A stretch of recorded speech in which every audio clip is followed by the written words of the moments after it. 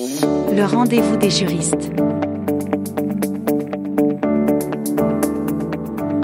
Dans le cadre du contrat d'assurance, l'une des obligations de l'assuré est de payer la prime ou sa cotisation aux dates convenues. À défaut, l'assureur peut engager un recouvrement judiciaire à son encontre, mais un article du Code des assurances, l'article L313-3, accorde le droit à ce dernier de résilier le contrat d'assurance. La mise en œuvre de ce droit est encadrée. Le non-paiement de la prime par l'assuré n'entraîne pas automatiquement la résiliation.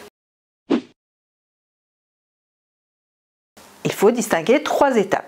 Tout d'abord, l'envoi préalable d'une mise en demeure. En cas de non-paiement de la cotisation dans les 10 jours de son échéance, l'assureur va adresser à son assuré une mise en demeure par lettre recommandée avec accusé de réception à son dernier domicile connu. Ensuite, suspension automatique du contrat d'assurance à l'expiration d'un délai de 30 jours à compter de la notification de la mise en demeure à l'assuré. La suspension ne met pas fin au contrat d'assurance, il n'est pas résilié. Cependant, l'assureur ne sera pas obligé d'indemniser l'assuré en cas de sinistre.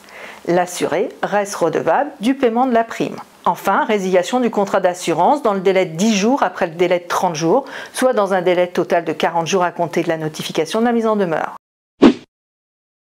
Le règlement de la prime doit impérativement intervenir dans les 40 jours suivant la mise en demeure. À défaut, le contrat peut être résilié par l'assureur. Ce dernier ne peut être tenu de remettre en place le contrat, même en cas de régularisation de l'impayé. Il faudra trouver un nouvel assureur, ce qui peut s'avérer difficile.